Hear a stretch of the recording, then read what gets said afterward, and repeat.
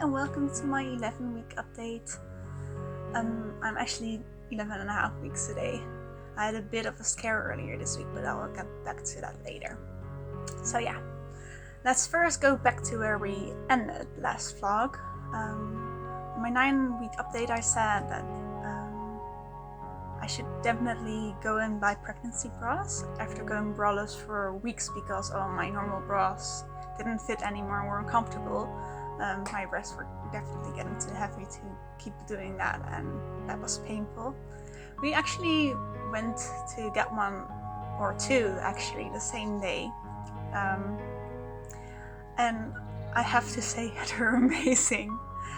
Oh my gosh, if I would have known this, I would have gotten them way earlier because they're so comfortable, and I thought they would be really expensive, but we actually managed to find a set of two for only 25 euros at H&M, which is really cheap, so definitely recommend. I might not wear any other bras like ever, I don't know. They're so comfortable. Yeah, I really like them. And then I also told you that it was my grandma's 80th birthday. It was a really fun night. It was nice to see everyone. Most of my family I hadn't seen after I had announced my pregnancy, so that was nice. But it was also really crowded in the restaurant, and I didn't really get a moment to breathe because everyone, of course, wanted to talk to me, which was nice. But then at the end of the night, I was so tired out that I got the most horrible migraine. And I was so happy that I didn't have one that day. But then at the end of the night, I did get one, and it was horrible, and it didn't go away. And then on Sunday, it was so bad that I kept almost throwing up. And after having 2 panic attacks from the pain and almost throwing up and feeling like I was locked into my body, completely claustrophobic, I decided enough was enough. So I called the midwife's practice to ask them what I should do. All panicked, right? Crying. I was a little ashamed, but it probably happens more often. And yeah, they said that couldn't be good for baby and me either to keep having panic attacks. So they decided to discuss this with the gynecologist from the hospital. So after a little bit, they called me back, and they said the doctor had agreed that these anxiety attacks weren't good for baby either. So he decided to prescribe me a migraine pill, different from the one that I used to take before my pregnancy, and that I'm definitely not allowed to take. I used to take amitriptyline, and I'm now prescribed sumatriptan. I can't take it for every migraine attack, only for the ones that are so bad that I feel like I could start throwing up or maybe get an anxiety attack, and I should definitely take it before I get to that point. But yeah, it's only for the worst attacks, but I mean, that's already a whole lot better than having to go through those. So yeah. So yeah, I took one that day, and it actually worked better than my regular ones, because with my regular ones, my migraine attacks go away within 1 or 2 hours, but when my migraine is at the worst already, most of the time it doesn't help anymore. I took this sumatriptan pill at the worst of my migraine. I mean, I had already had 2 panic attacks, and I kept almost throwing up. And within half an hour, my migraine was gone, which was awesome. And then at first it seemed like I had just needed that kind of a break, because of course, like, my migraines have, since I got pregnant and wasn't allowed to take my migraine pills, I had like 3-day migraines. So taking that pill on Sunday meant I didn't have a migraine on Monday and Tuesday either, which was really nice. And I had expected that I would have one on Wednesday, but I didn't have one. I had expected that then maybe on Thursday I didn't have one. So I was like, oh, this is what I needed. I just needed a break out of it, and now all those migraines are gone. But then on Friday, yeah, that baby hit me again, and it was really, really bad again. So that night I did decide to take another of those migraine pills. But on Saturday afternoon, I got another migraine attack, and I didn't want to take another pill. So yeah, I had the migraine attack from Saturday afternoon until Monday night, and yeah, and it was starting to get really bad. But then also over the past week, with my migraines being gone, also my 24/7 morning nausea started subsiding. And at first I didn't really worry, because my mom had told me that with her pregnancies, her nausea would subside in the 10th week of her pregnancy. And it was my 10th week, so I was like, oh, good. At least I get something right. I don't get my grandma's not having migraines during a pregnancy, but at least I get my mom's nausea subsiding at 10 weeks. So yeah, so at first I was good with that, but then on Monday it might have also have to do with the migraine a little bit, because like sometimes makes me go a little crazy, I don't know.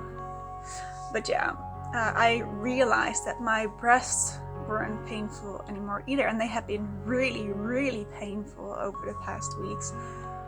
So then, with me starting that migraine pill, right, I started worrying, and I know I should just trust the doctor. He didn't prescribe it to me for nothing. He wouldn't have done that if it was dangerous.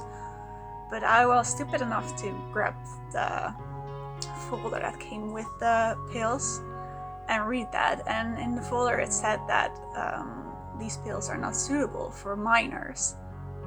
And that if you are breastfeeding and you have a migraine attack and you take one of those pills, that you have to pump and throw away your breast milk for 12 hours. So then I really started worrying if maybe the doctor had made a mistake and that it was actually really dangerous. Because it seems kind of weird, right? I can take that pill while being pregnant. Well, it's not suitable for minors, and if you're breastfeeding, you can breastfeed either if you take one of those pills.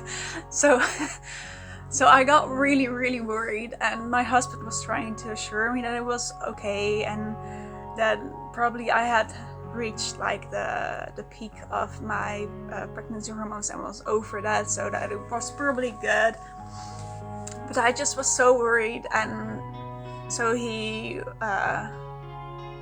thought it would be best if I called the practice, and I felt bad about calling the practice. I know, I mean, it's their job, but I feel like I'm calling them all the time. But I did call them, and they said that if I am worried about my baby's health, I should always come in for a quick reassurance appointment. If it's only for me, but I could be right? So my husband was okay with that, and his work was no problem for him to get the afternoon off. So the next day on Tuesday we went in for a quick 10-minute appointment. We thought it was just going to be listening to baby's heart, which would have been nice already, but because I'm only 11 weeks along, the midwife thought it would be easier for her to do a quick ultrasound.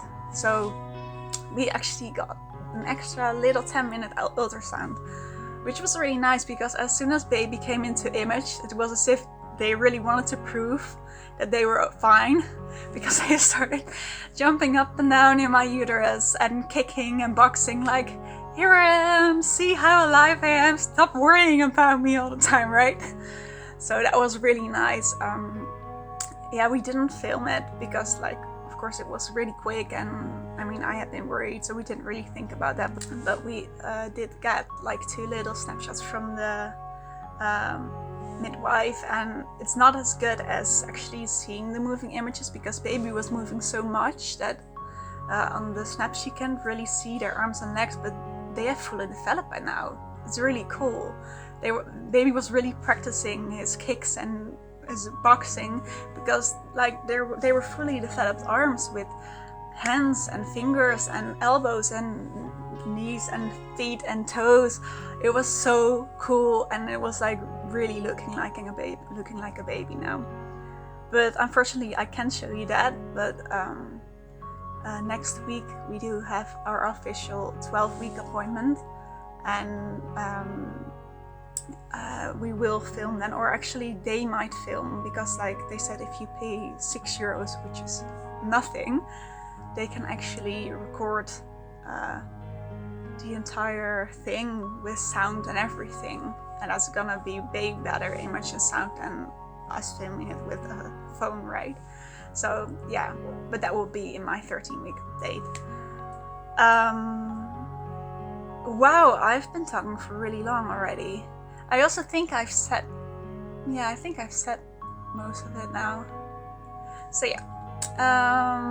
Yeah, I wrote some things down. I've started doing that at the desk time as well, because like that makes it a little less uncontrolled. I don't know, because like my brain goes everywhere.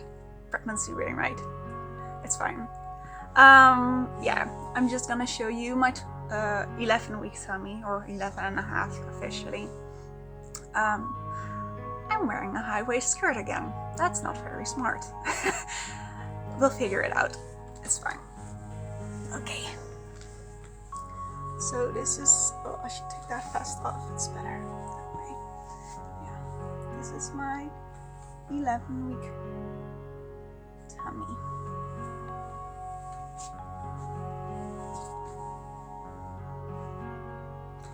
And let's see. Oh, I should probably move to the other side first. Or I'm gonna show you my underwear. Let's see if I can fold it down again like this, as I did last time.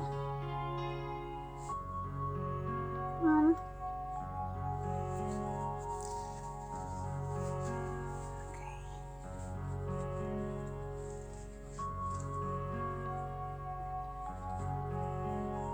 Sure that. Okay. So this is my 11.5-week tummy, and I'm really proud of how much I'm showing. It's proof to me every day that I am really carrying a little baby. So yeah, I guess that's it for today.